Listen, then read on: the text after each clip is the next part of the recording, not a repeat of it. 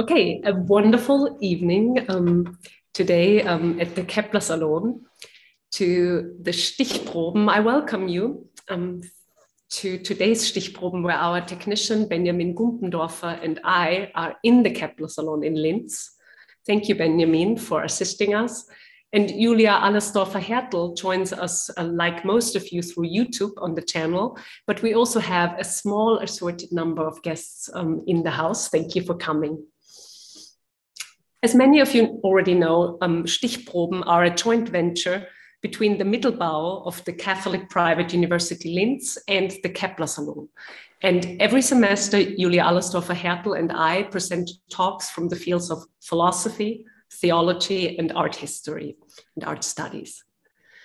Tonight, I have the great pleasure to introduce to you my colleague and dear friend, ZEYNEP Direk from Koç University in Istanbul. Hoş geldiniz Zeynep and iyi akşamlar. Welcome and good evening. Hoş bulduk.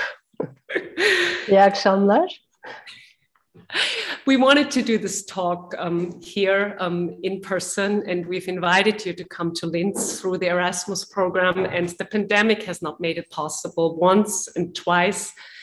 But I'm still very, very happy to have you here tonight and to hear your talk. Let me say a couple of things about you. Zeynep, you earned a PhD degree from the University of Memphis in the USA in 1998, and then taught at Galatasaray University between 1998 and 2014. Since 2014, you've been professor in the philosophy department at Koç University, also in Istanbul, in Turkey. Your research areas are contemporary European philosophy, ethics, and feminist philosophy. And you also publish on social and political philosophy and the history of Turkish thought. Now, I wanted to, mention the books in Turkish that I will not pronounce right, but I'll try. Başkalık deneyimi, that's experience in alterity, 2005. Cinsel farkın inşası. So that's the construction of sexual differences in 2018. And Çakta Kitta Felsefesi, right? That's the word for philosophy. That's contemporary European philosophy in 2020. Oh, and I forgot Çocuk ve Allah, Child and God, in 2018. Now, the latest book actually came out in English and is entitled Ontologies of Sex, Philosophy and Sexual Politics, and came out with Roman and Littlefield also in 2020. So you had two books in 2020, I see that. And then you also co-edited a companion to Derrida in English, published by Wiley Blackwell. And finally, there are numerous articles and book chapters in Turkish and English about Heidegger, Levinas, Kierkegaard, but also Simone de Beauvoir, Kristeva, and Bataille. Okay, so that should introduce you. I also want to mention that you did teach two courses at the Catholic Private University for us. One course in the fall of 2020 on philosophical perspectives on gender, and you were co-teaching a seminar with Professor Monika Leisch-Kiesel about Derrida and art. And this is my moment to say hi to Monika. I know you're here on YouTube too. Thanks. So when I prepared for this talk, I realized that this is indeed the first talk we are doing completely in English and in this mode. And so I thought about how to do the Bibelstechen. This is a signatory thing that we do at the beginning of these talks, how I translate it into English. So let me explain a little bit for those of you who join us for the first time. Stichproben basically means that we are taking a sort of stab or probing into the fields of the people who come and take it, and give a talk. And the ritual of Bibelstechen is also a sort of stabbing, but it was a tradition that was performed around New Year's. And usually a Bible was taken and a knife would be stabbed or inserted in the side of it to find a random passage. That passage would be read and a sort of, prediction would be made for the future or about the next year. Now, we started to do this with our first talk, which was about the phenomenon of Bibelstechen And then over time, we have resorted to using not the Bible, but the speaker's very own publications or books and perform the ritual of the Bibelstechen. Now, today, since, you are in Istanbul and I'm here, and the last time I did it between Leipzig, we were sort of pretending to hand over the book. That was a little. So I decided that it's time to do a digital version of Bibelstechen. So what I have here is ZEYNEP's book, the last one in English. I'm gonna sort of hold it into the camera. And so what I'm gonna do is I'll bring up the pages and I will scroll down, and ZEYNEP, you will say stop instead of stabbing the knife, and then we'll find our passage. So we're on. Okay, stop. Okay, here we go. I'm gonna read this passage. What is at stake here is not an unchanging sameness. A narrated identity is organized temporally and accepts change, though its temporality is radically different than the continuity of a thing in linear time. From an ontological point of view, in case there is no speaking and acting subject, there is no narrating subject who can tell her own story. You know the passage better than me, so please go. Okay, so the passage distinguishes between identity and ipseity. So identity can be understood as sameness of an object throughout time, this is an important problem in ontology. How can we apprehend the sameness of what does the sameness of the objects consist of? And you may remember Theseus's ship, right? What if the parts change and to what measure will have the same object, space and time, continuity in space and time? How does that contribute to the constitution of the objectivity of the object? But identity of the persons is a different issue than that. So when people refer to identity, they usually mean cultural identity or sexual identity or ethnic identity. I'm talking about something more profound than that, ipseity, subjectivity in the sense of ipseity. And that has to do with becoming a subject. And in order to be a subject, you have to be a speaking subject, be an acting subject, be able to narrate your story. Tell your story. And these are the conditions of becoming an ethical and political subject. And then you can defend your rights and become a subject of rights. So that's different than identity in the sense of sameness of the objects or sameness of identity that is socially constructed. Yeah, great. So that was the passage. It's not an unchanging sameness. It's a narrated identity and organized temporally. Thank you very much. Well, that brings us straight, into the reason for tonight's being together, your talk. And I want to introduce it. The title is Political Use of the Negative Affects, Shame, Disgust, and Anger. ZEYNEP, the stage is yours. Okay. Thank you, ALLERSTORFER. The headphones if you want to. Right. For the invitation, it's a great honor for me to be here with you tonight.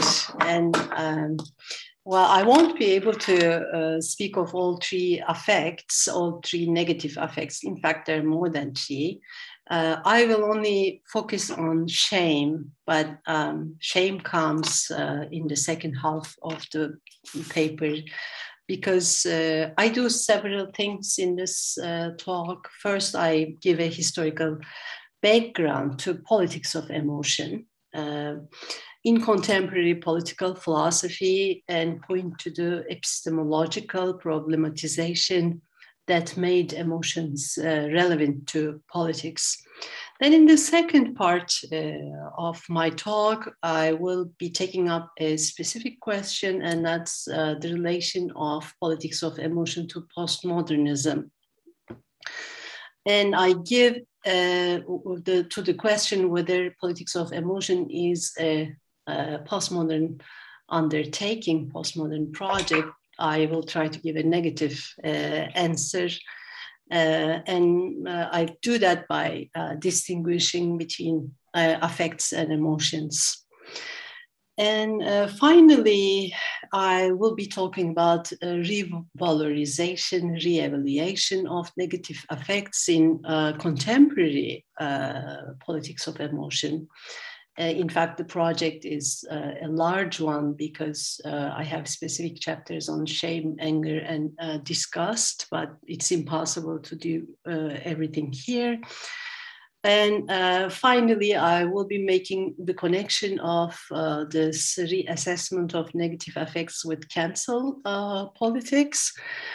And I want to claim that the affirmation of the negative affects in the fight for social justice is based on a problematic phenomenology of affectivity, which tends to downplay the harmful effects of such affects on the individuals and on the political community in general. So the first part will be the historical background. What are the historical origins of the politics of emotion? What prepared the ground for the affective turn in the social sciences, which took place in the mid-1995s, in the mid-1990s? In political philosophy, the affective turn trailed the loss of credibility suffered by the theory of communicative action propounded by Jürgen Habermas.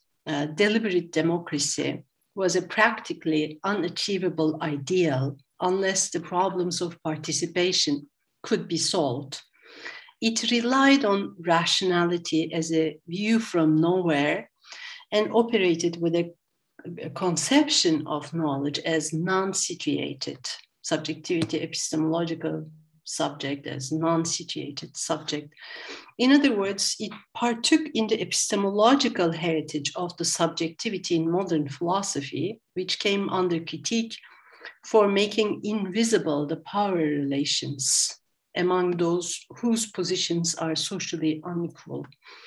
The critiques of modernity, Eurocentrism from feminist, post-colonialist, and race theory perspectives made visible the insidious exclusionary practices of the communicative model based on abstract universal rationality.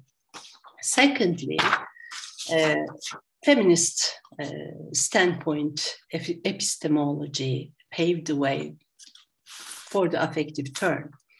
As a response to political rationalism, feminist standpoint epistemology prescribed that the speaker must acknowledge where from she spoke, a requirement that called for a consideration of the speaker's social position. Thus, the supposedly equalizing veil of neutrality is removed and the speaker's facticity is made visible in its constitution by the historical power relations and forces of oppression that traversed it.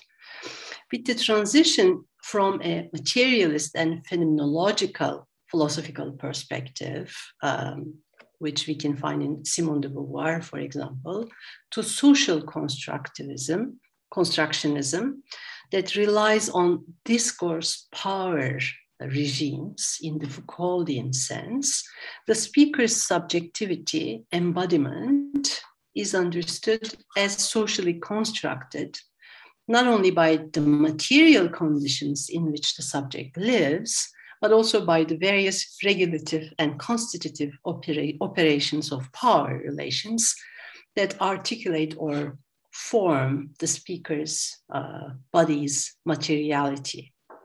In whatever way it is framed, the speaking subject is expected in the very act of speaking to carry out a reflection that acknowledges the existence of the social, ontological, and linguistic forces that might be contributing to the production of her signification. That reflection limits the possibility of transcendence of the subject's meaning beyond the subject's situatedness. If the speaker appears to be the possessor of the social goods that are considered more advantageous or privileged, she should not rely on her judgment about the world because she does not know how the others experience the world. She should listen to the others who are differently situated and pass their signification on to others. That's an ethical injunction.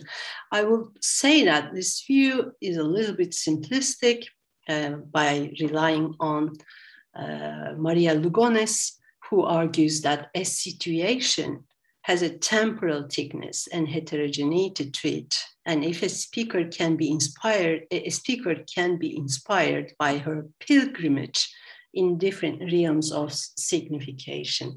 So that's about the feminist debates as to how to interpret situatedness and relation of the speaking subject to her situation. To recapitulate, according to the feminist social epistemology, political reflexivity requires the articulation of the different contexts and structures in which speakers are situated, instead of relying on reasons that will be universal, generally acceptable.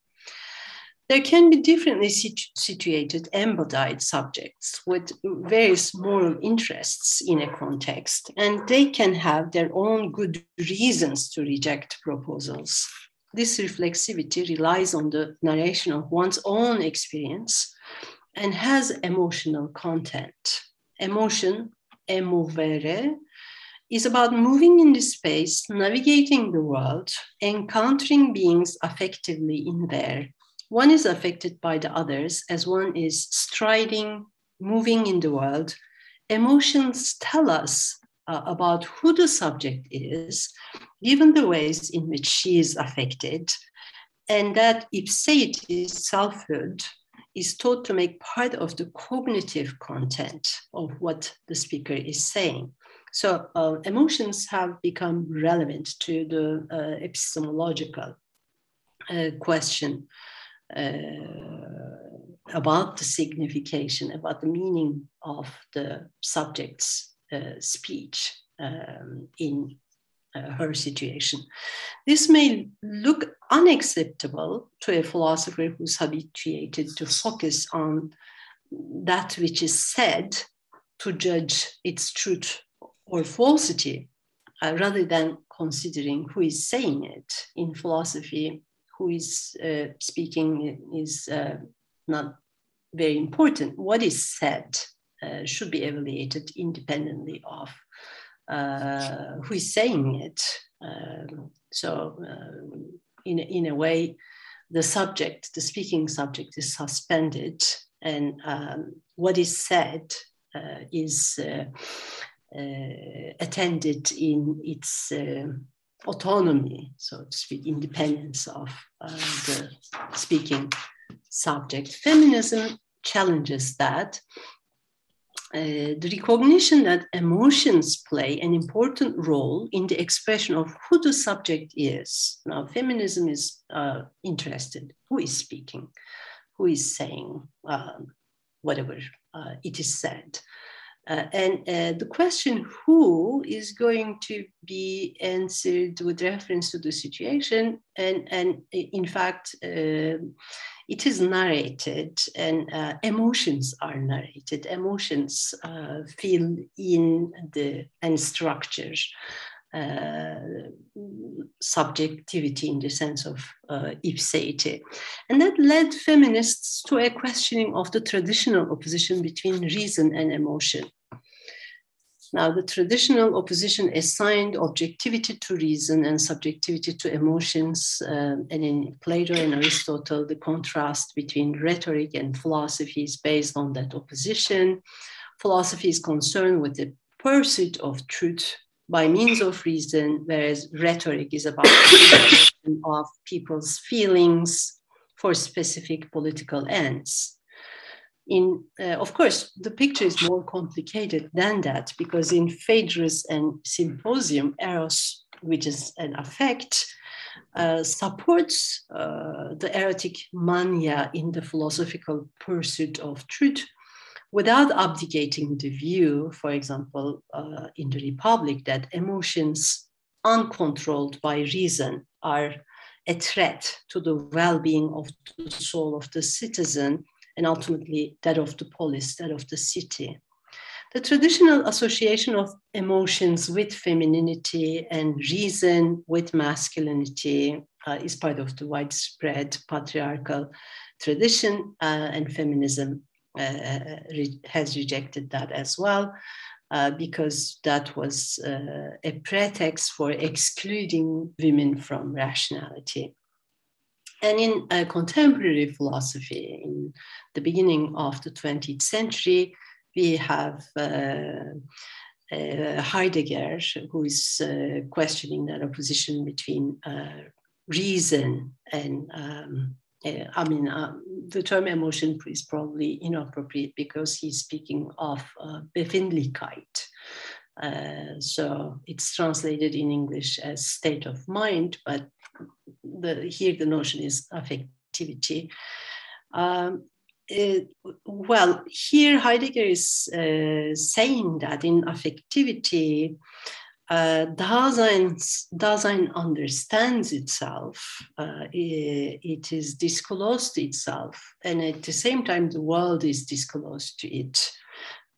So affectivity is about the givenness of our own situation to us.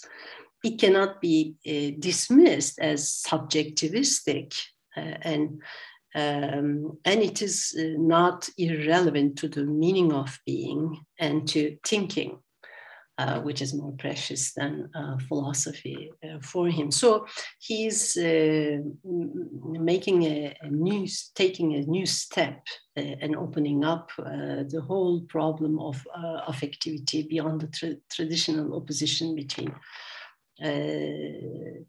between emotion and reason.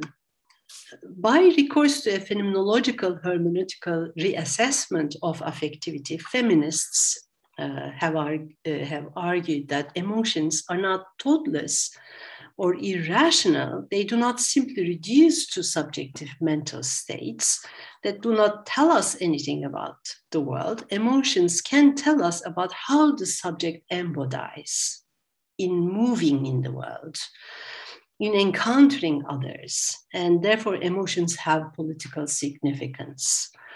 In politics of emotion, emotions are conceived as manifesting to us the structures of oppression that are historically there and how they can be reassessed to disrupt them, to change our attitude towards them.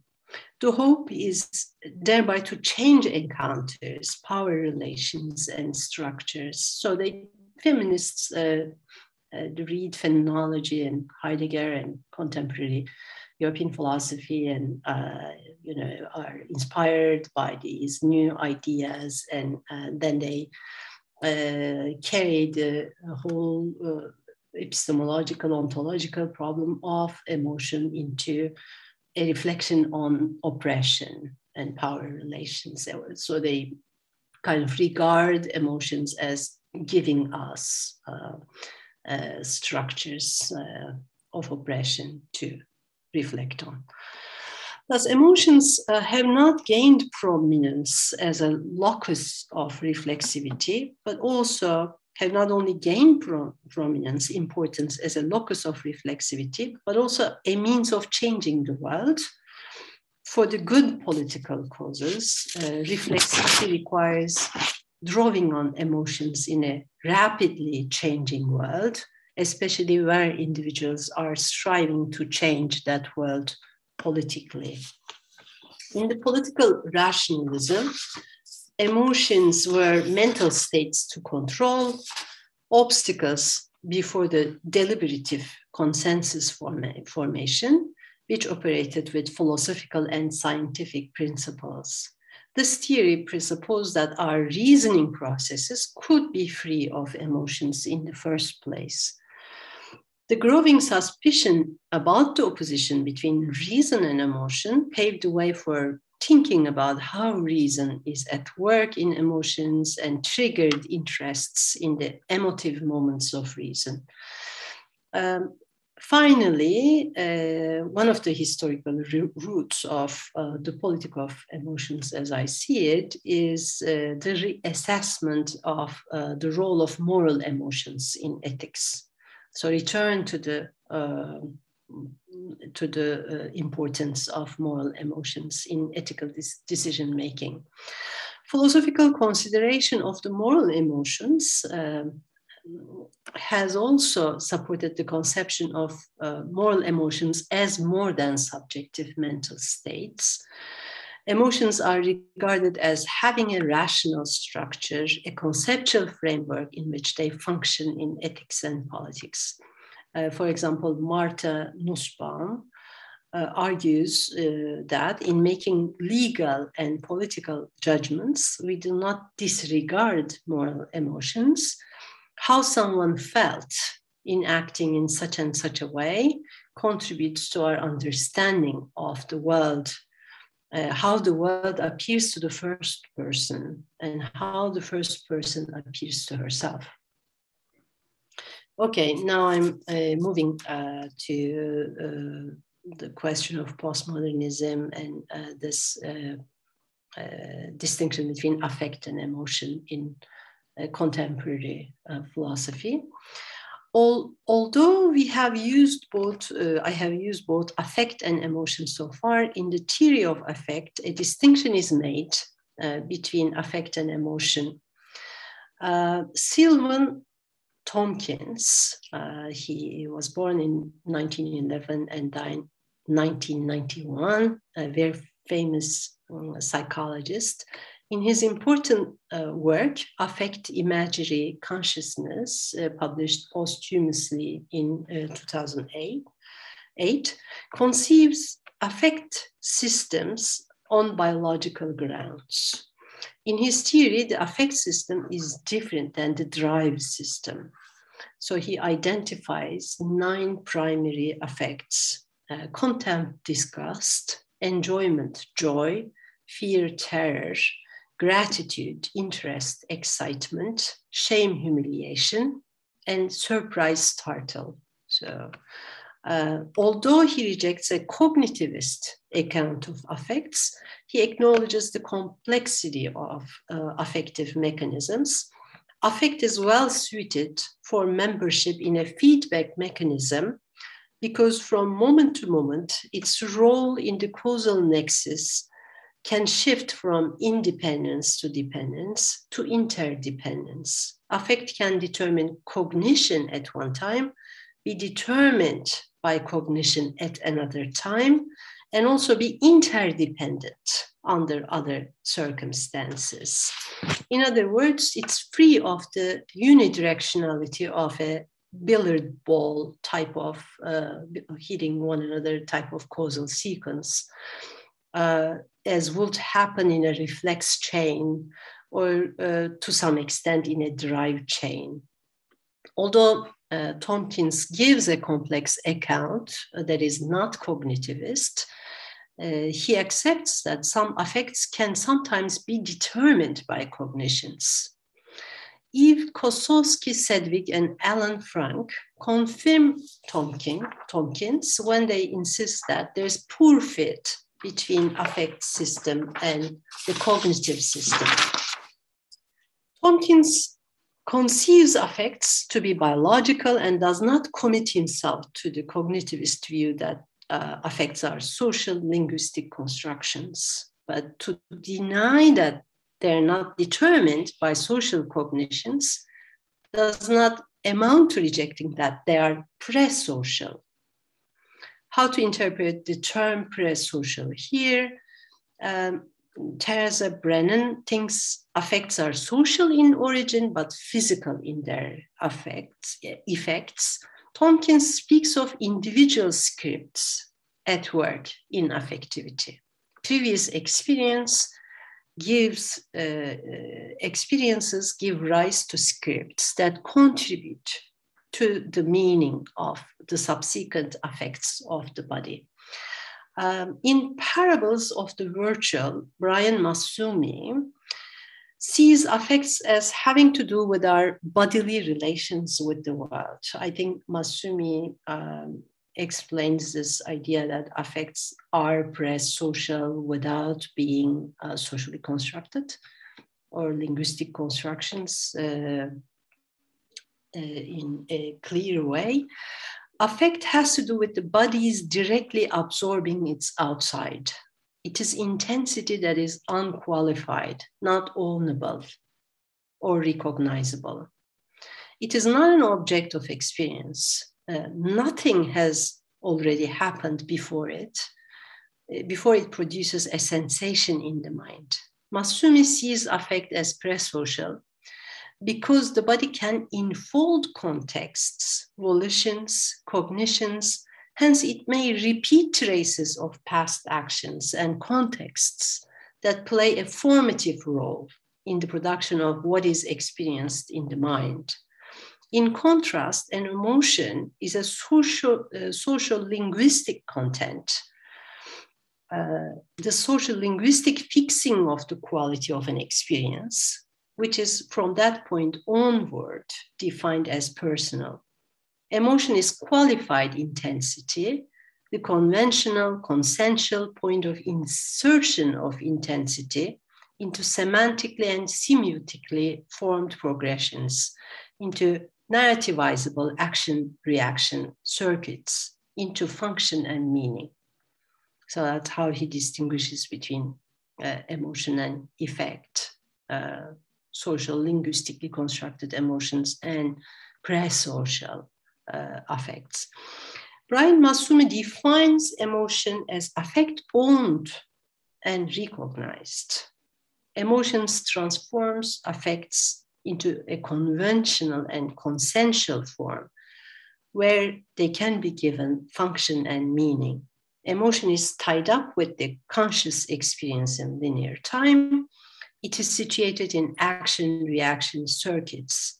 In contrast, the affect has a recursive structure outside of the linear causal circuits and linear temporality. Affects have autonomic nature. They're not experienced in the present. They have to do with how we corporeally navigate a world of power relations and structures. Affects have an energetic dimension. They can enhance or deplete energy. Melissa Gregg and Gregory J. Siegward write in the introduction to the Affect Theory Reader, published in 2010, that there is no single generalizable theory of affect.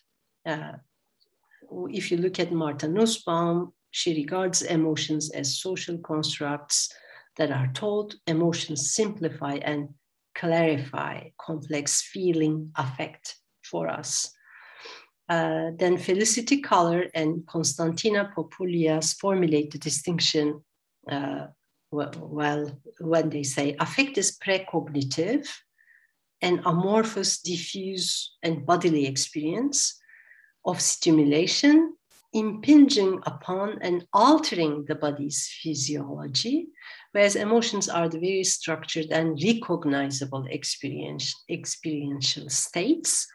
In contemporary emotion theory, emotions are conceived as mental states and fall within the larger category of affects in distinction from moods, sentiments, and passions. They are understood as intentional states directed at an object. So they have a phenomenology which makes them irreducible to physical brain states. Now, this is just an overview, rapid summary of the field, how this discussion is carried out in affect theory in late 90s and the first decade of the 2000s. Is politics of emotion a product of postmodernism?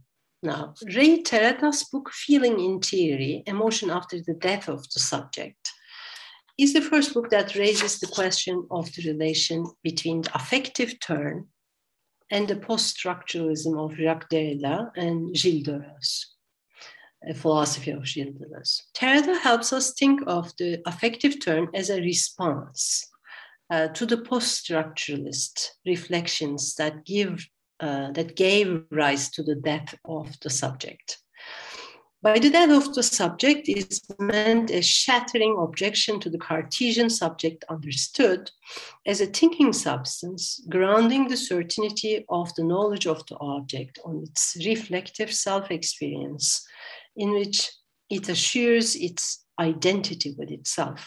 Derrida's deconstruction of a similar type of subjectivity in Husserl's phenomenology was based on the argument that one cannot exclude the material dimension of the sign, the indicative sign, from the act of expression that enabled the transcendental subject to constitute ideal objects. Now, if the possibility of signification depended on the play of signifiers, and this play cannot be excluded from the temporal constitution of the primary form of consciousness, in which both the presence of the object and self-presence of the consciousness to itself are given, the transcendental ego too must be conceived as self-defense. That follows from speech and phenomena, voice and phenomenon, and then difference essay recapitulates it in 1968.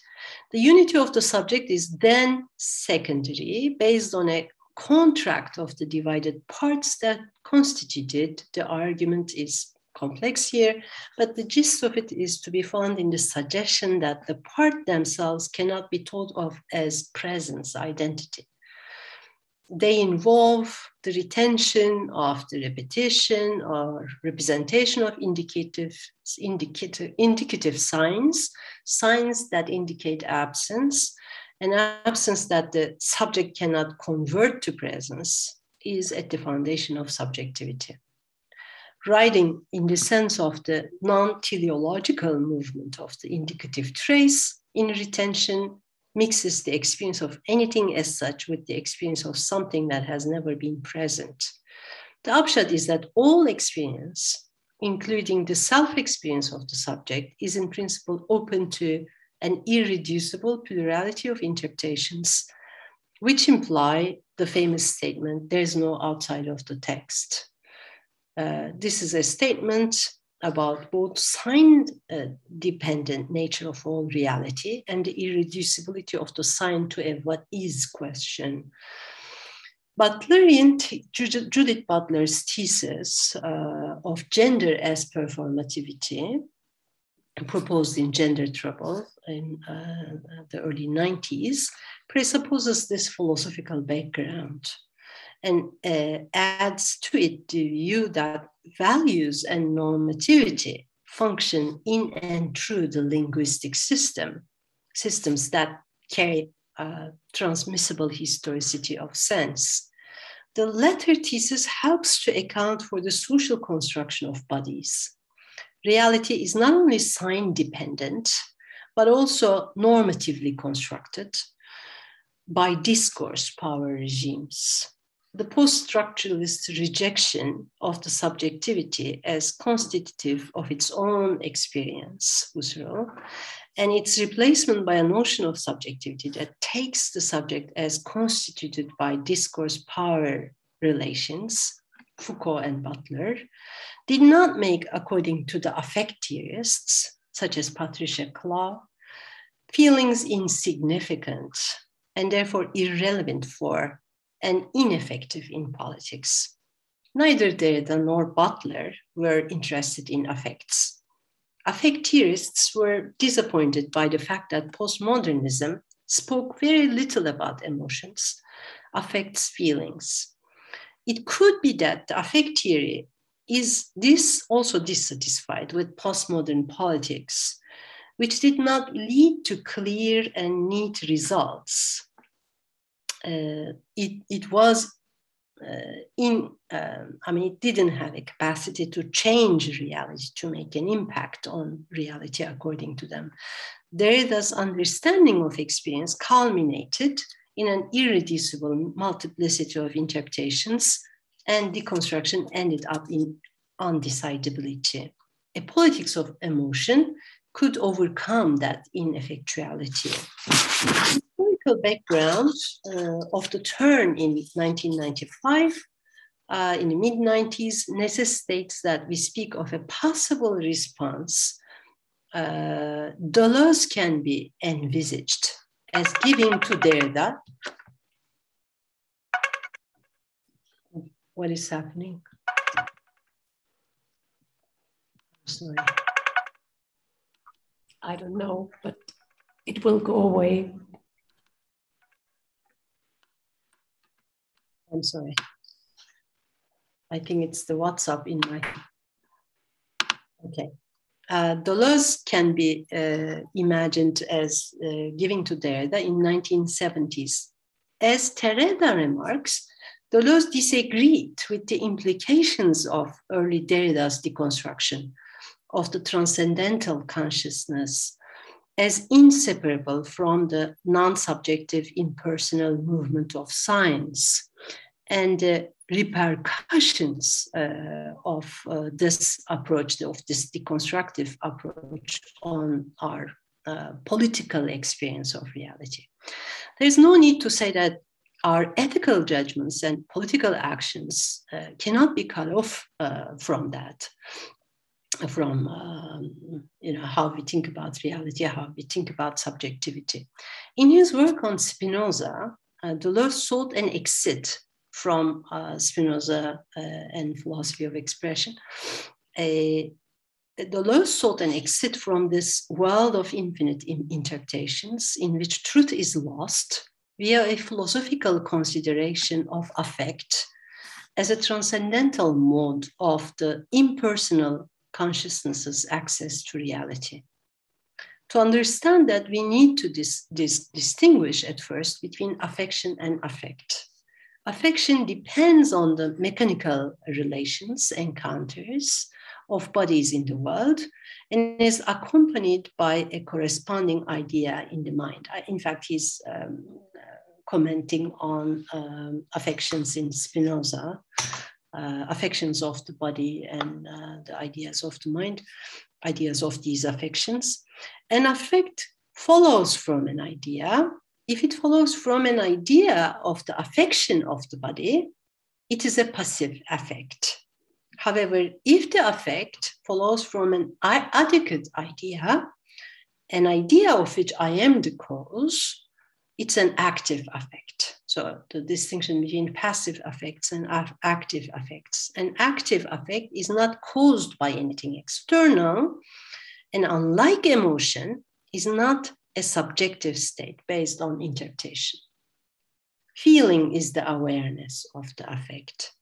Given that this philosophical claim rests on an ontology that rejects the Cartesian mind-body duality, because Spinoza is writing to overcome that duality, the self-caused affect comes from the nature of the body.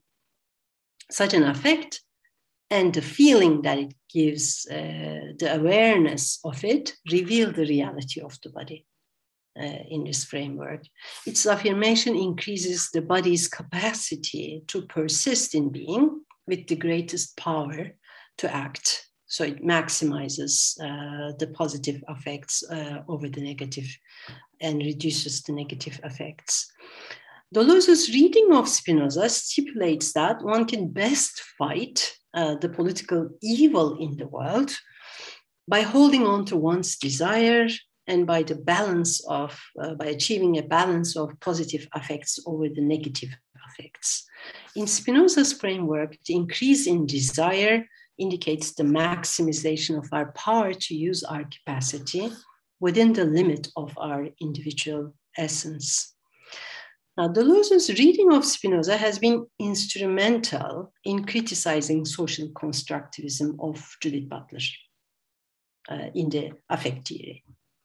For example, Brian Massumi rejects Butler's view of the body in Gender Trouble as always mediated, discursively constructed.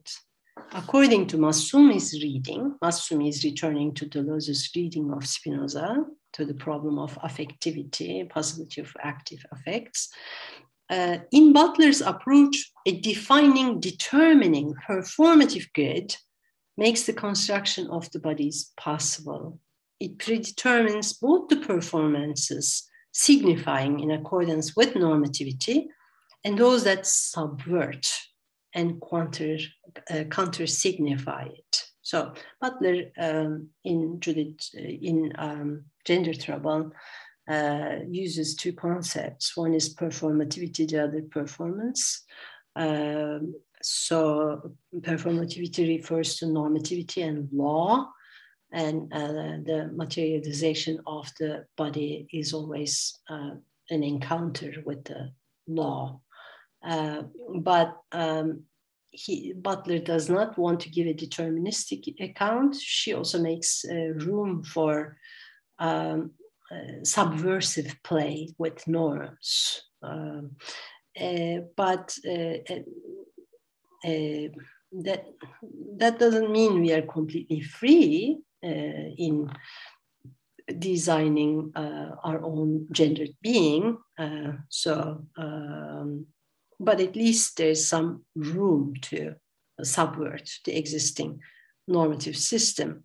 No performance can be free of the determination from the discursive, regulatory, formative powers, according to her. As Massumi puts it, that view makes bodies imprisoned in little boxes on the cultural map. His thesis of the autonomy of affect from language and cognition is directed against the Butlerian type of account.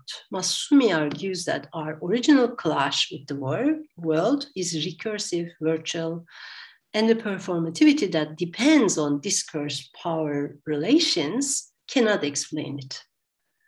If Deleuze is right, if there can be a self-caused affect which does not depend on our contact with the external world and is not constructed by the play of signifiers or historicity of sense, if there is an affect that can be conceived as pure expression, which is not subject to interpretation, the awareness of it would reflect the reality of the body independently of how it is constructed by the linguistic and historical worldly practices, including the practices of empirical science. The latter can be characterized as the affections of the body due to the encounter with other beings and induce passive affects that decrease the power to fulfill the capacity and the desire to persist in life. In other words, they are bad and harmful. Let us give a concrete example from the recent woke feminist politics of gender. The assignment, you have all heard of this if you're on social media, the assignment of sex at birth counts as an external affection that produces passive affects in us. The inner feeling of gender is the active affect that gives us the non-constructed reality of sex as such. So, Deleuze's response to Derrida and theory of affect in Brian Massumi's interpretation makes room for that. To recapitulate, Deleuze's reading of expression in Spinoza opened the way for a notion of expression of affects that will be based on adequate ideas. An adequate idea is not caused by anything external, but is the mind's own creation. If such affects are possible, the awareness of them will be feelings, we can obtain a transcendental ground for a non-subjective and non-interpretive beginning in which subjectivity is conceived as desire.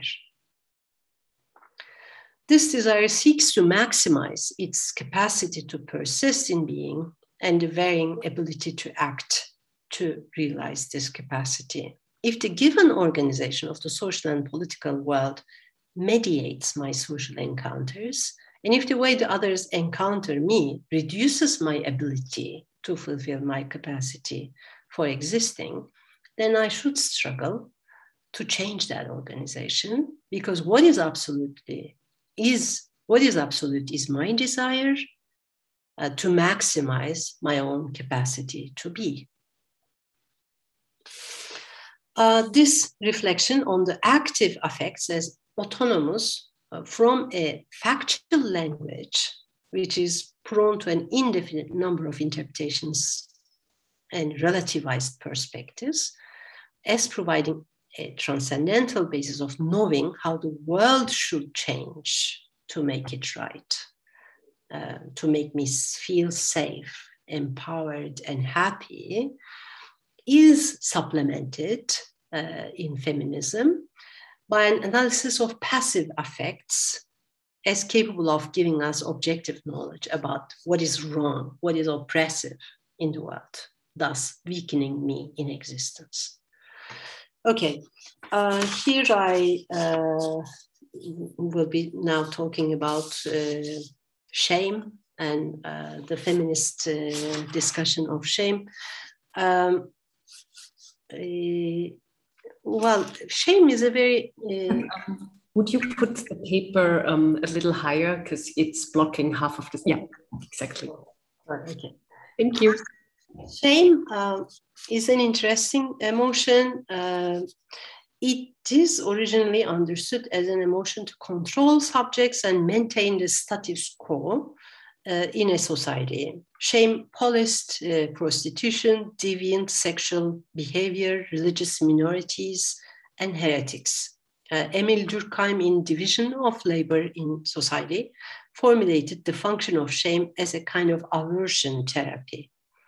Dostoevsky, in the notes from the underground, illustrates how poverty is experienced as degrading, shameful, something to hide from others. The socially inferior situation of the lower castes is shameful because poor could be a threat and had to be emotionally pressured to prevent them from acting on their desires. Shame maintains the moral and political status quo. It produces normalcy, discipline, and submission to the existing order. This is how it is seen at first, but we'll see that in contemporary moral psychology, it has been argued that the publicity of shame enables the society to renew its commitments to certain norms. Even though shame is a negative affect, shaming somebody and the assumption of shame by the individual who accepts they have done wrong can be an instrument of reducing negative affects in the society. Shaming can be practiced on the criminal by the society after the legal punishment of a criminal act or towards a morally disapproved, blameworthy, and reprehensible act, which is not subject to conviction or legal punishment. Today, cancel culture is a culture of shame as well. So it's like public shaming of a person, even though this person is not legally convicted, they're seen as saying something morally harmful or morally reprehensible, and therefore they should be silenced by being shamed. Okay. thus society is expressing its values, asserting its basic values, but these could be progressive values. So it's not really maintaining status quo. You can publicly shame people or cancel them for progressive political ends. Now, in order to promote egalitarian values, rights and liberties of the disadvantaged groups, such as the poor, women, sexual, racial, ethnic, and religious minorities, shame can serve, that's the idea behind cancel culture, progressive liberatory ends, instead of maintaining the existing relations of power. So in contemporary moral psychology, shame is not necessarily seen as a negative affect that we should get rid of as democratic societies. Shame can be stigmatizing or reintegrative. Shame punishments, historically speaking, have been stigmatizing, ways of marking a person often for life with a degraded identity. Stigmatizing shame functions to exclude the shamed individual from the society. But John Braithwaite, a legal scholar, argues in Crime, Shame, and Reintegration that shame can be constructive and reintegrative if the individual acknowledges the shameful act, owns the act, and takes responsibility for it. He obtains the possibility of separating the wrongful act from himself and can reintegrate in the society. Alongside this restoration of the moral and political value of shame, the literature on the value of apology has also thrived. So we have several philosophers writing on shame. Bernard Williams is one of them. In Shame and Necessity, he's considering shame from the perspective of virtue ethics, and he wants to make a distinction between shame and guilt. So he says shame is about the self, guilt is about a morally blameworthy action. But of course, action and the character, the self, is connected because the act in virtue ethic reflects the character, and often the guilt felt because of an act comes with the shame that sticks to the self.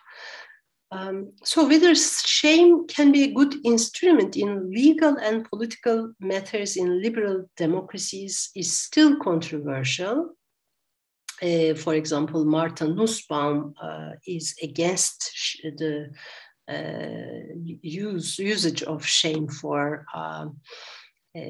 progressive ends because she thinks shame is always stigmatizing and it is an offense against human dignity.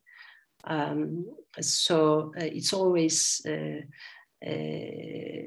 wrong to create humiliation and degradation for the whole person because shame marks a person often for life with a degraded identity. Okay, now I want to come to Sylvan Tompkins because shame was one of the 9 fundamental affects for him, and he has written extensively on shame. He saw it as a very fundamental, important affect. In Shame and Its Sisters, a Sylvan Tompkins reader, we can find his analysis of shame, but he takes it with other, like sister affects, such as shyness, guilt, because their biological basis is the same. So in the affect mechanism, they are to be found together, although emotionally their lived experiences can be different. Shame partakes The experiences of the other affects, there's shame in shyness, guilt, humiliation, and individuals can give different shame responses in different situations because the intensity of the shame and the external triggers of shame experience can differently influence the human nervous system. But according to Tompkins, shame is the affect of indignity, of defeat, of transgression, of alienation. It comes from the outside and strikes deepest into the heart of man. Shame makes the subject feel naked, alienated, and defeated. It creates an internal agony. And there are conditions that underlie the production of the emotion. In other words, shame has a structure, according to Tompkins. Shame presupposes a prior love and identification with the other who is shaming the subject. It is conditioned by a prior interest and enjoyment. At the start, there is a subject who takes interest in the world and in the other. The subject enjoys the presence of the other and depends on the other for his enjoyment of the world. Here, dependence may also mean sharing the enjoyment of the world with the other. The subject enjoys life and shares her excitement and joy with the other. Shame implies a barrier to the mutuality to share joy or excitement. It presupposes the presence of interest or joy and brings about their incomplete reduction. A parent can set a barrier before the child's wish, and the wish that is not realized can give rise to shame in the child. In shame, the other blocks my interest and enjoyment of the world. Shame means that a barrier is set in front of the subject's interest and enjoyment. But interest and enjoyment are not gone for good. The subject can recover them if she regains acceptance, reaffirmation by the other. Once shame is activated, eyes will drop, head and even sometimes the upper part of the body be hung in shame. Shame becomes most visible in the blushing of the face. This is where the self is animated. Nonetheless, facial communication with the other is reduced as a primary response. The self turns towards itself, retreats to itself, becomes self-reflective. Tompkins describes the experience of shame as an experience of the self by the self, which may imply the auto-affective nature of the experience of shame, even though this experience requires the externality of the barrier, the alterity, the commanding, prohibiting gaze of the other. An auto-affective inner torment of the self-consciousness is designated as a sickness of the soul. Why is this the case? Shame strikes at the core of our relational being, for it threatens the person with the loss of social ties. The connection between shame and mourning has to do with this loss. The ashamed had already made an emotional, empathic investment on the other, who is now blocking the interest and enjoyment. Shame presupposes sociality, community, belonging with the other, and threatens the subject with the loss of social relations that sustain her as a social being. Such an emotional association is not limited to intimate relations in the family. It can also be expanded to the larger society. The ordeal of torment presents two possibilities. One can either give up the prior emotional investment made on the other, or give up oneself, a part of interest and enjoyment, to socially reunite with the other. It can be argued that even though shame affects the individual negatively, this affect is politically important because of its relationality. Just as shame has the power to conserve social norms, it has the power to reinforce new norms.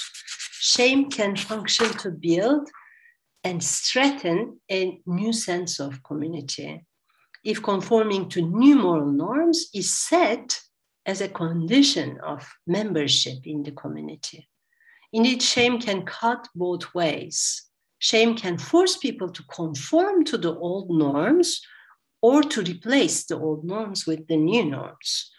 In the past, people were shamed for being homosexual, but today those who exclude homosexuals are subject to shame.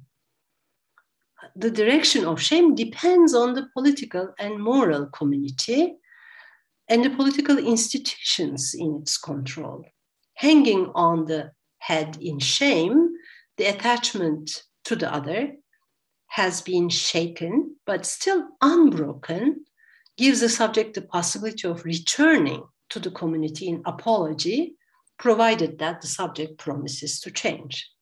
If the subject refuses to assume the fault and does not proceed with an apology, the social ties will be broken.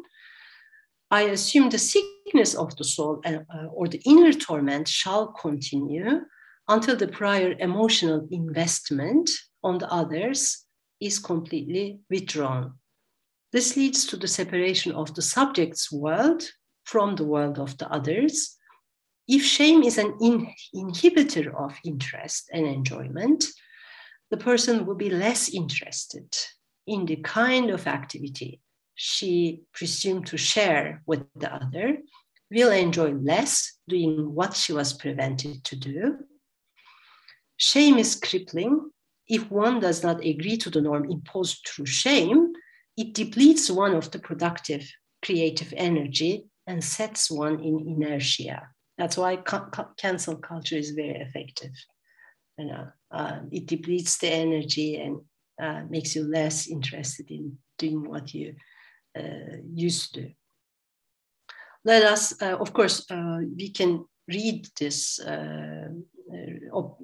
in the context of a hierarchical and oppressive relationship. The oppressed party feels respect for the oppressor and identifies with the oppressor, who treats her with contempt. The oppressed person in a hierarchical relationship experiences shame on the condition that she idealizes the oppressor as the object of his or her desire for equivalence. The oppressed takes an interest in the oppressor, expecting that the oppressor attend to her, at least from time to time.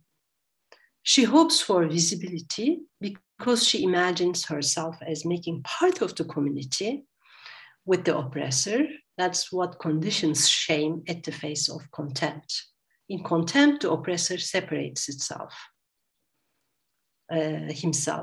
absolutely from the oppressed, rejects any possible community with her, and excludes her from humanity. Even though contempt is dehumanizing, it produces shame, which is only an incomplete reducer of interest and joy. Tompkins distinguishes the social relation of shame in a democratic society from the hierarchical society. He points to the role of contempt in the hierarchical society and thinks that, of course, writing in 1960s, that in democratic societies, we want to get rid of shame because it undermines relationships of solidarity. But today, we think democratic society and the cancel culture can go together, and shame as a negative affect can be a good means to improve the society and make it, democratic in a different way. And of course, this is open for debate. Now, can there be a more democratic society and improved democracy in a context where cancel culture reigns, or are we undermining our democracies and kind of restricting the possibility of free speech. Okay. Now, I can also speak of the philosophical discussions of shame, phenomenologies of shame in Sartre and Levinas. They have been very important. Now, there have been commentaries in recent years on the role of shame in Sartre and Levinas, and these two philosophers have been very influential in the re-evaluation of this negative affect of shame.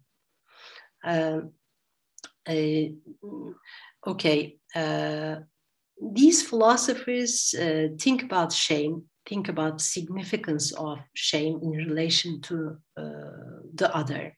In Sartre, shame is ontologically revelatory, whereas in Levinas, it's about the precedence of ethics over ontology. In Being and Nothingness, Sartre addresses the role of shame in the phenomenological explication of being for the other. So that's a dimension of our being. He starts with being for being in itself and being for itself, and then he introduces being for the other with reference to the concrete experience of shame.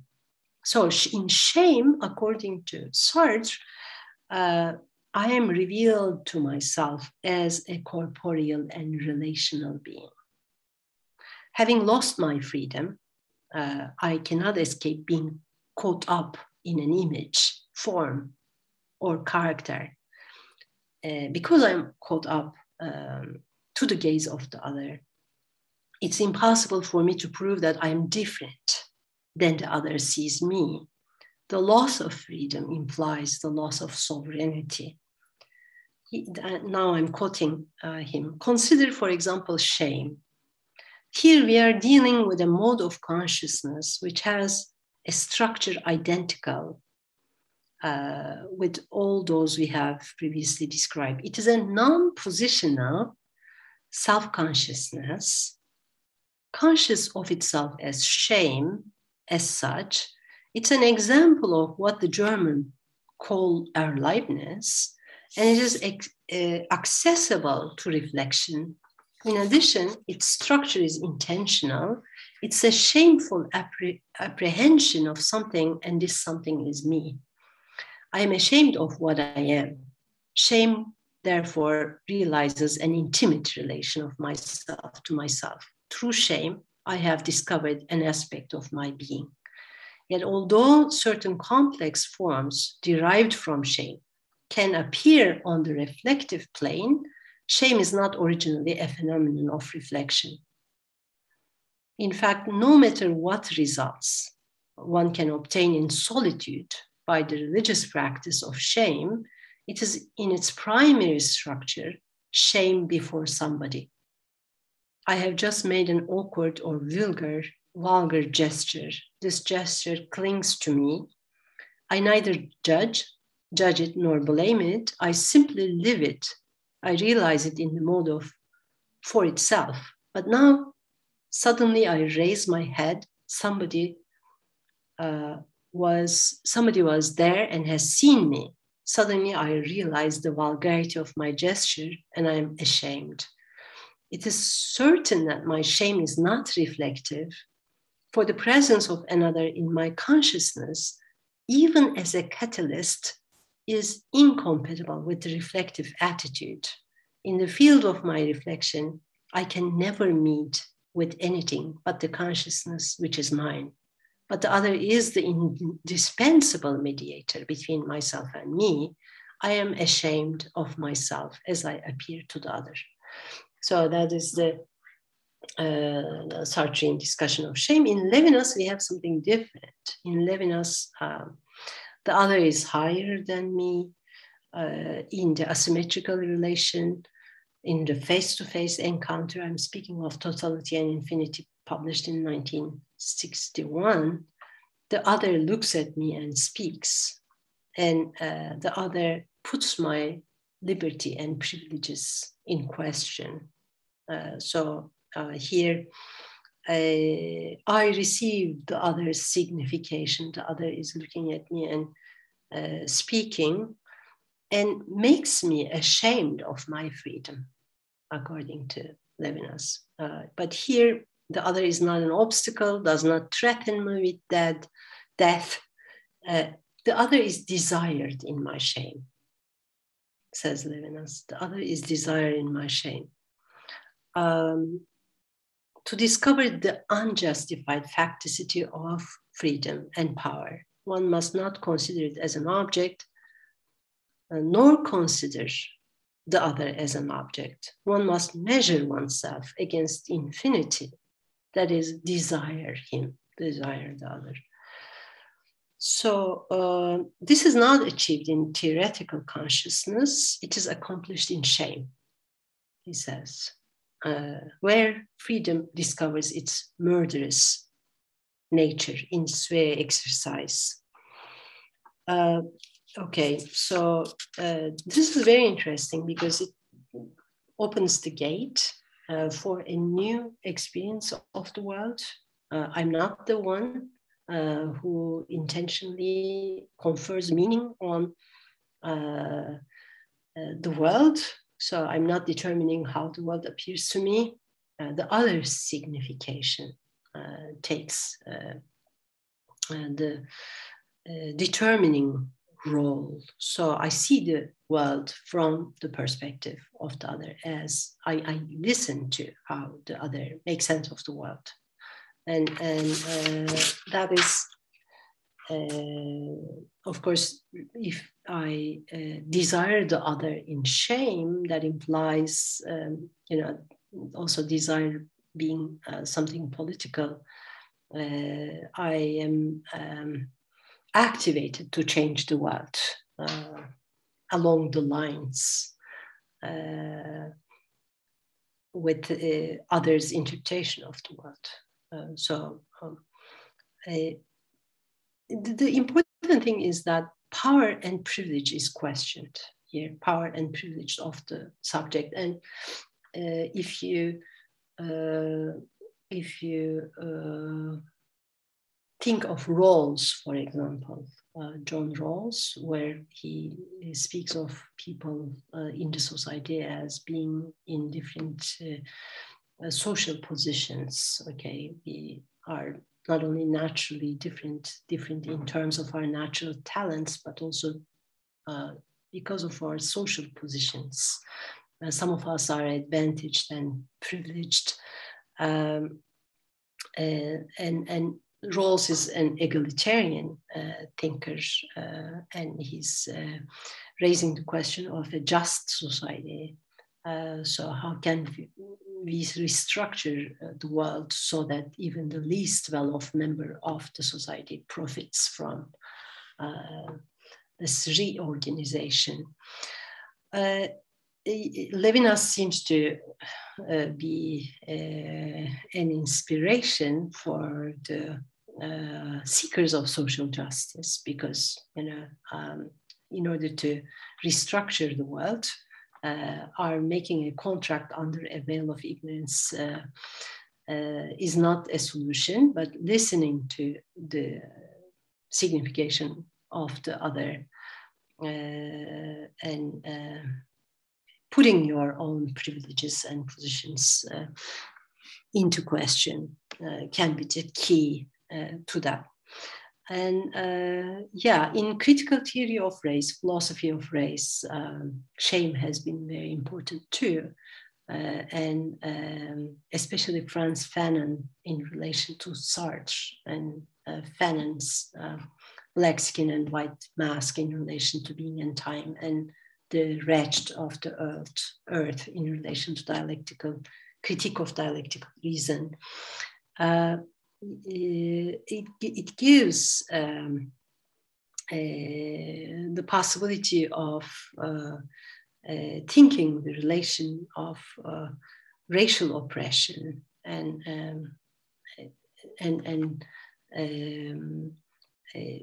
basically shame is a key emotion here because it usually traditionally falls on the oppressed, whose enjoyment of the world and liberty is impeded by the racially privileged system that perpetuates the privileges of the oppressors. In the struggle against racism, the self who should feel shame is a person who holds the position of the oppressor. Now, the phenomenology of shame in critical philosophy of race, you see, reverses the structure of the experience of the shame. Now, the subject of shame is no longer the oppressor or the oppressed, but becomes the oppressor, right? I mean, for example, in the United States context, it's spoken of the white shame, the shame for, making part of the belonging to the white community, because that makes you an inheritor of this history of violence, racial violence, right? So in order to bear that shame, in order to assume that shame, you don't have to commit racist, acts, kind of perform racist acts as an individual, because you are born to this social position. You are the inheritor of a historical shame. I mean, same goes for genocide, right? So you're responsible for the past. As the inheritor of the white advantages or privileges in a post-slavery society, you should be ashamed, even though you're not guilty of acts of racism. And we're familiar with that from our own times, philosophical debates. And here too, the ambiguity, equivocity of shame bears a promise in itself. This is because silence means consent, and the only way to end shame is to actively engage in the struggle against racial inequalities. I don't know how much time I have, but I can infinitely go on, and I have more. I was just thinking about this. I saw we have a question in the chat that is very much about what you were just talking about. And I remember from the beginning when you announced the talk that, we are very much at the end of part 3. So there was something, I think you were going to say something about Levinas too, or was that a part that is not part of the talk? Because we are at a time where we should probably start taking questions and I can bring up the parts I haven't had the possibility to talk about in Q&A session. We can already start. I think it would. I try to give the audience the idea that negative affects are being re-evaluated in, liberal left in our time, and this is at the heart of the cancel culture as well. And in order to make sense of what's going on today, we have to take seriously politics of emotion, and I try to give you some background history to enable us to think about its development. I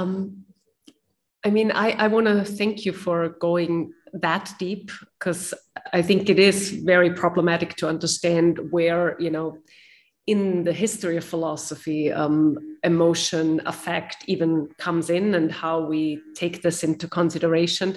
And I thank you very much for, trying to tease out how this is problematic for, concepts of reason that, not used to this microphone, that are basically constructed, as you really very well pointed out, without the emotion or affect of the subject. And now we have to, figure out how to create standards or norms or anything of the like in living together, knowing that we have these in the way we relate with each other. I think this is what you tried to point out at the very end of your talk, that it's unavoidable that in the interaction between two people, that there will be some of these affects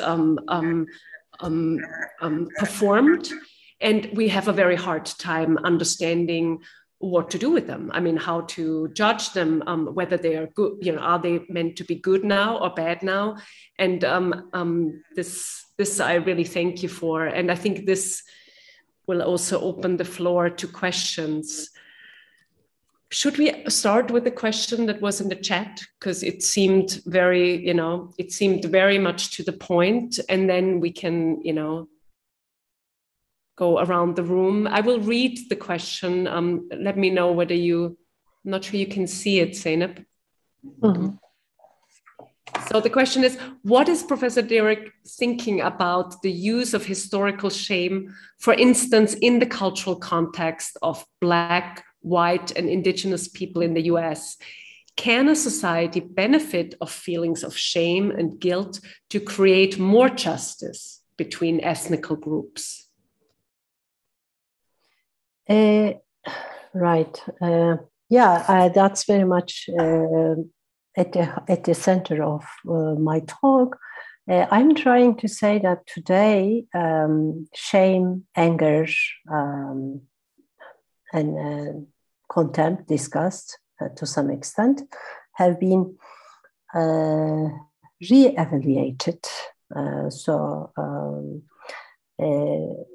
They're no longer affects to avoid, but they can be taught as good instruments to morally improve and to make political progress as a society in the achievement of social justice. Here, of course, there's a reversal in the structure of the experience of shame. In the past, the oppressed was supposed to feel shame because the relation of oppression is a power relation, is a hierarchical relation. But now there's a shift. So shame has shifted from the oppressed to the oppressor, but that requires changing the historical narrative, right? Changing the history, our understanding of history, our relation to science must change in order to shift, work out the structure of shame, a negative affect. For example, in Sara Ahmet's The Cultural Politics of Emotion, I think she is doing that with fear. Fear is another negative affect. She's taking up this example of the encounter of a white child with his mother and the Black man, which happens to be Franz Fanon. And they encounter in this street, and the child is scared of the Black man, right? And now she talks about how this fear can be toxic in the sense of restricting the motility in relation to the space of the Black person. And furthermore, how this emotive, because this expression of emotion can be taken as an emotive, and that's a term that comes from William Reddy. Sara Ahmet picks it up from William Reddy, the navigation of emotions. But the emotives too can embody and materialize bodies, can make a surface of your body be felt in a certain way. So we're talking about galvanic skin responses here, right? The white man's feeling of his own body is transformed. That's what is meant by materialization, and also his relation to space, his relation to the capacity of movement. Think about in a Spinozistic way. So this emotion reduces, this negative affect reduces his capacity to be, in fact, to exist, right? These negative effects in the Spinozistic Deleuzian framework are produced by encounters. We move in the world and we encounter each other. So it's external, the production of these affects, negative affects, are based on encounters with others as we move in the world. And what can we do? I mean, Salah Ahmed's idea is to reverse the structure, work out the structure, but that requires a phenomenological articulation of the structure, and also I think how the emotion circulates between the bodies, what it does to them, the performative dimension, how it brings beings in social reality. That's what emotions do. She doesn't ask the question, what are emotions, but what they do. And they reveal some political structures of power, right? Relations of power. Because the idea here in the affect theory is that relations of power are the results of consequences of encounters, affective encounters. So first you have affective encounters, then relations of powers and structures.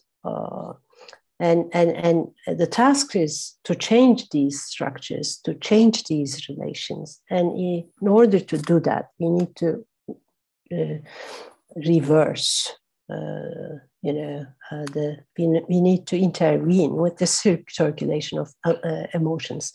And of course, that's possible by phenomenologically exploring how these negative emotions aligns bodies, how it brings them together, how it separates bodies. And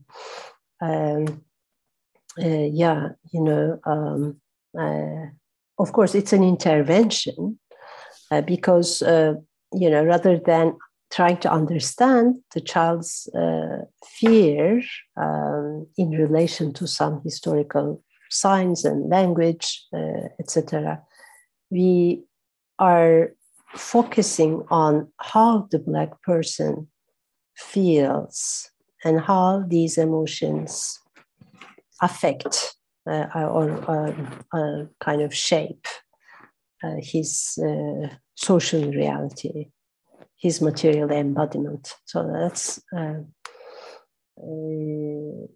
what she does. But of course, the asymmetry here, the asymmetrical structure, I think, is very Levinasian in other way, because reciprocity and universal neutrality are suspended, right? The power structure or the relation of oppression that constitutes, underlies the encounter has an asymmetry. Now the task will be to reverse. In Sartre, for example, you have a phenomenology of the gaze, and the task is to reverse the direction of the gaze, and make the object of the gaze subject of the gaze, and and make the subject of the gaze experience being seen. So the oppressor experiences how he's seen by the oppressed. That's a reversal. Okay, so the re-evaluation of these negative affects is always done by a reversal of the asymmetrical structure in power relations. What seems so difficult to understand is you pointed to it. I mean, you said shortly, well, we have to go, beyond science here. I mean, this is not about, looking at a situation and saying, well, what did he say? What did she say? Who is right or who is wrong? So the difficulty of starting to think through what you call the encounter. Mm-hmm. And, this is a complicated term because it has taken several journeys through different philosophers' work. I mean, especially thinking about, I have no idea why this keeps popping up, thinking about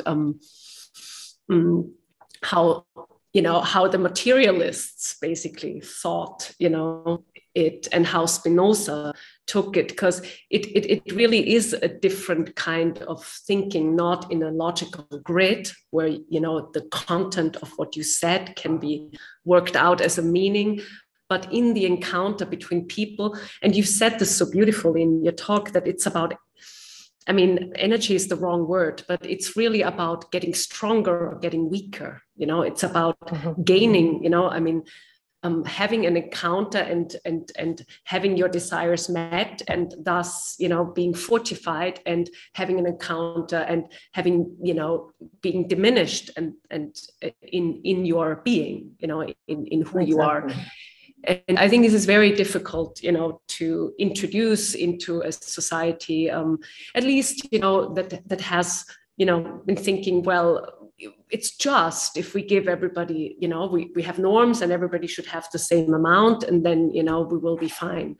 So your example of, the white child, I think there was a beautiful description like that in the book of, I always Natesh Coates, the writer who wrote, for his son, and he just tried to describe what it does to a little boy if, they are looked at in this fearful situation, and how that forms, their being again.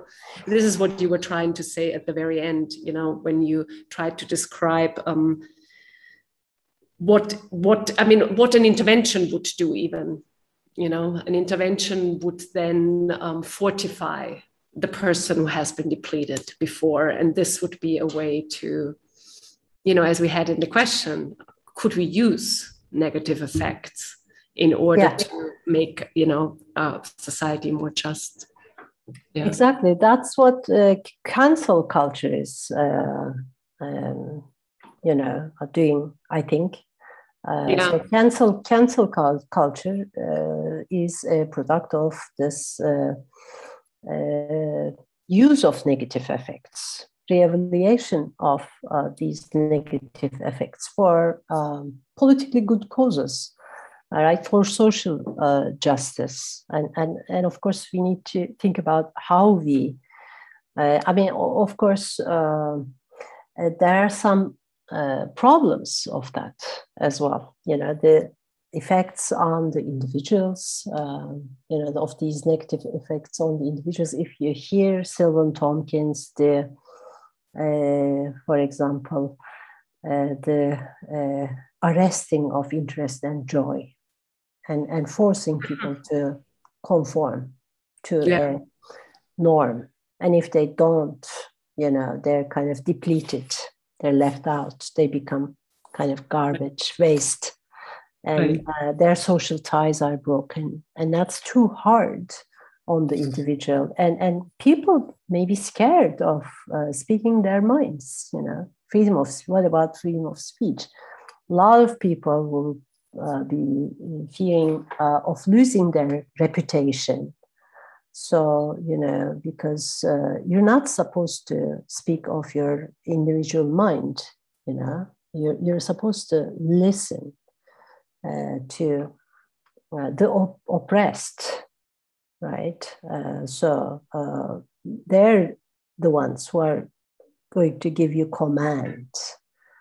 So everybody is not free to deliver their own personal opinions on important matters, right? So we should be sticking together and forming communities of resistance to support, to change, to intervene in structures of oppression. And, there's always, there's not only one oppressed.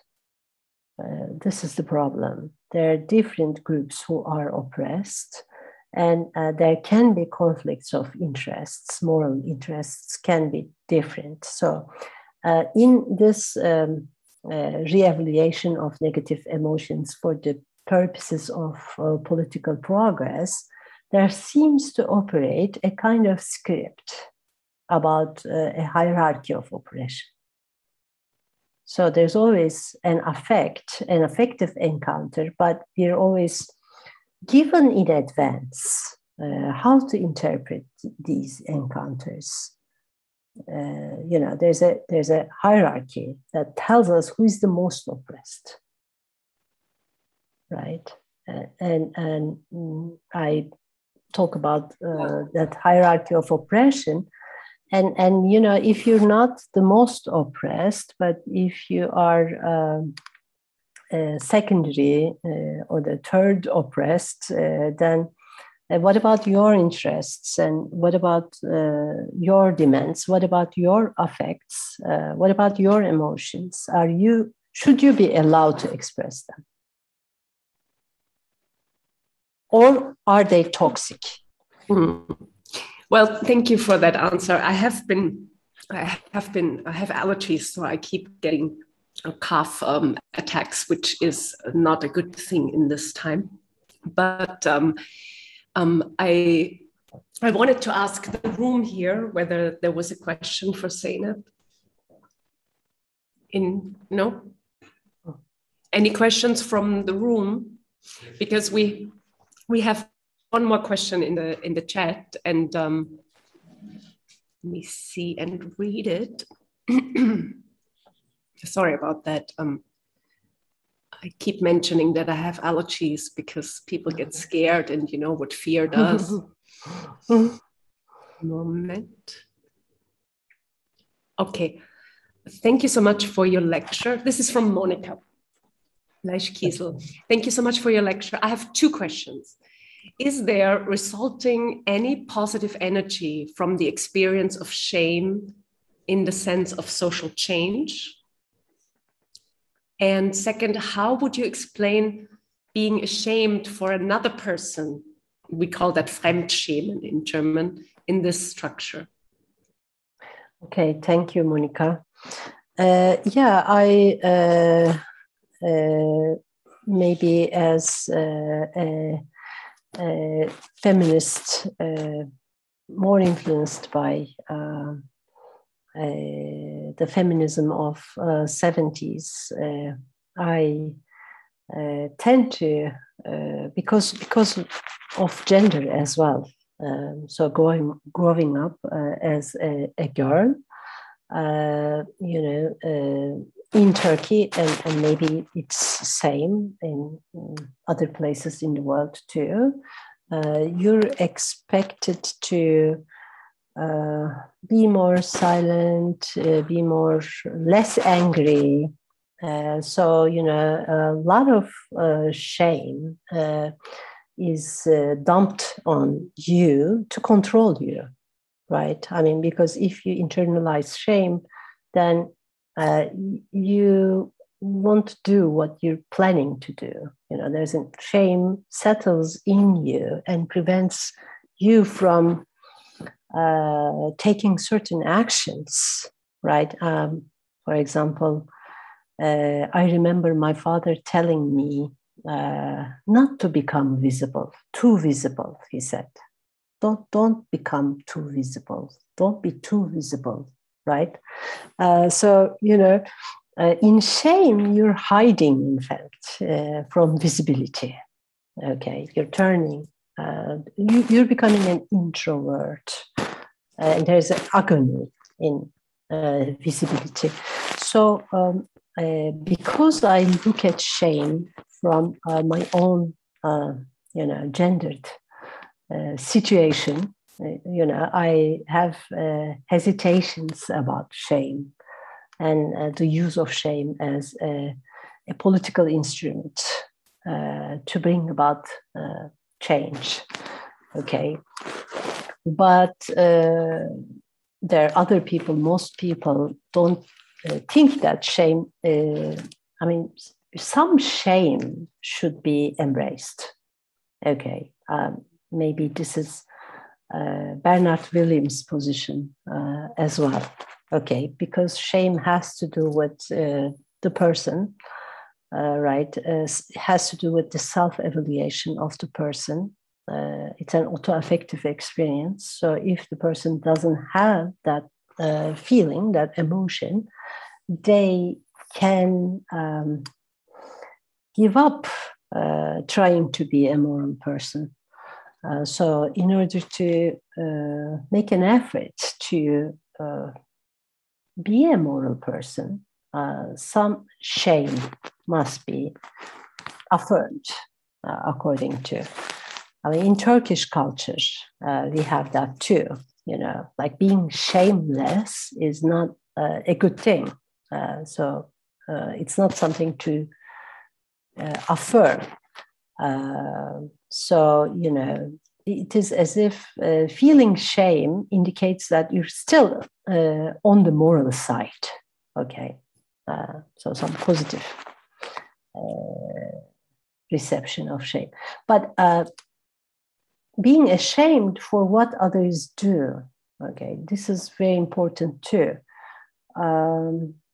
because especially if you know, you're ashamed of the system in which you live, not because of what another person does, but if the system is unjust, if your legal system has degenerated or is politically corrupted, and people cannot use their rights or cannot even seek justice. So if unjust acts have become permissible or normal, then you become really ashamed. And the experience of shame for what the others suffer because of the political system they live in. This emotion is very strong in, for example, totalitarian regimes, right?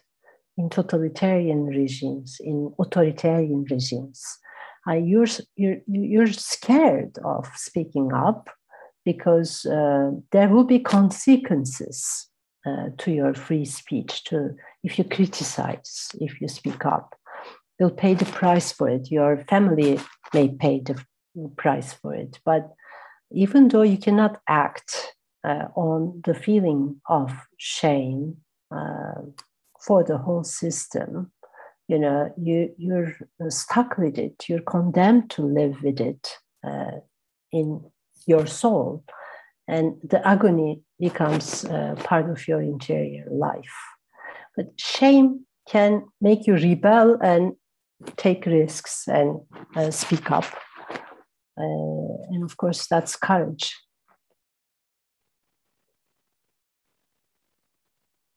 I remember, yeah, I think I can.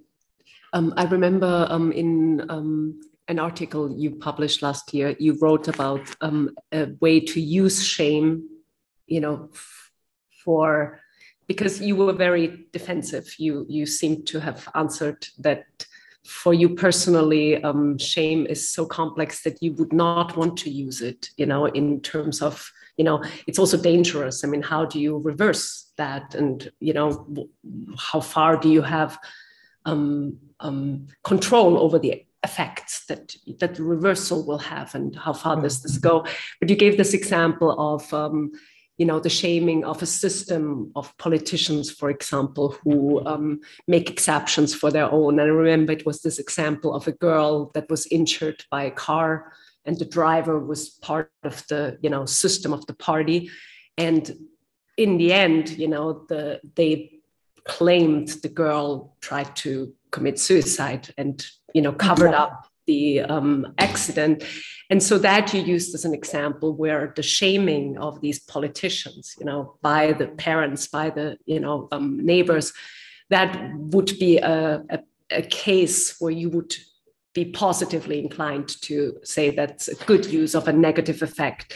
Whereas, you seem to be more cautious, in examples where, the plurality of our opinions is really at stake, where, somebody could be that kind of feminist or that kind of feminist, or, different things in our culture that, we have different rules or norms for, and that should not be a subject for, putting to the front and shaming others as a tool, as we had in the first question. I think that's how I understood you, right? Yes. I think this intersectionalist approach, the intersectionalist hierarchy, as a script, dominates the way we interpret affective encounters right now. And this script is telling us who to speak, who has right to speak, who should be speaking first, and who is to keep silent, and who should be ashamed of expressing their interests and expressing their emotions, whose emotions should take precedence. And I find a problem there, like I'm still inclined to some form of political rationalism, I think. Although different positions must be and situations must be taken into account, everybody should have right to, talk about their emotions, how they feel as they experience the world, as they encounter others. Silencing some people and forcing them to, act in accordance with other people's emotions, and kind of repressing their own emotional experience seems to me to be problematic. Mm-hmm. I believe in conversation, emotional interaction, I think. And I think we can solve our problems if we try to understand each other's emotions. So I can't help thinking that way. I think I understand now why you went so deeply into the theories of emotion affect, and especially of how, the effect of shame is the silencing of the person who, so even if you reverse, that for political reasons, for the matter of, how do you know which person to rightfully shame into silence and which person not? This would be like, and I also understand what you mean by the intersectionality. It would be, an example would be if I am a woman and if I come from a non-academic background, I should speak loudly because, I have not been able to speak for so long. However, now I'm an assistant professor and I'm in a position of power. So somebody else can come and say, well, why does she speak? She's already a professor. We need to have the people speak who are not in the power position.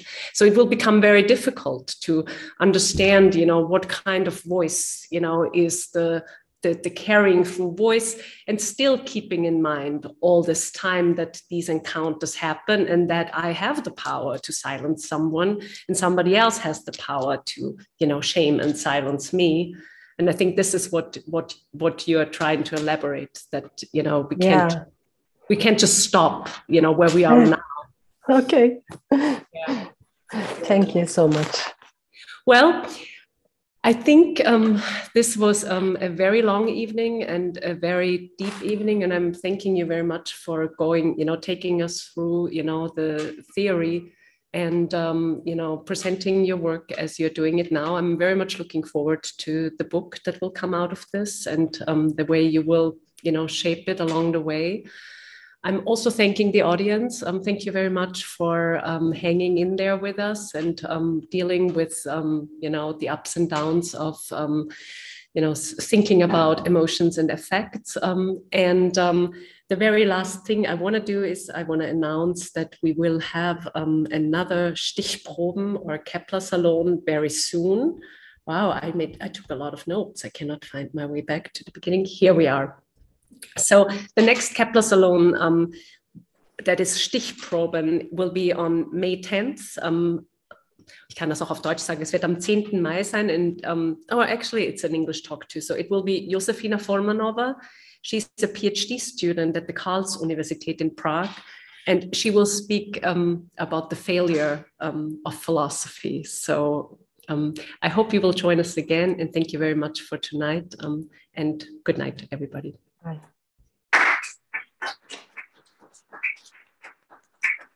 And last but not least, thank you, ZEYNEP, for joining us from Istanbul.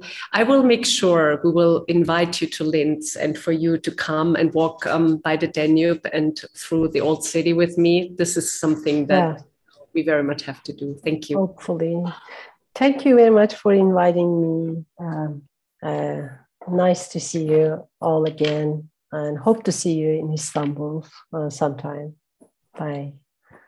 Thank you. Bye.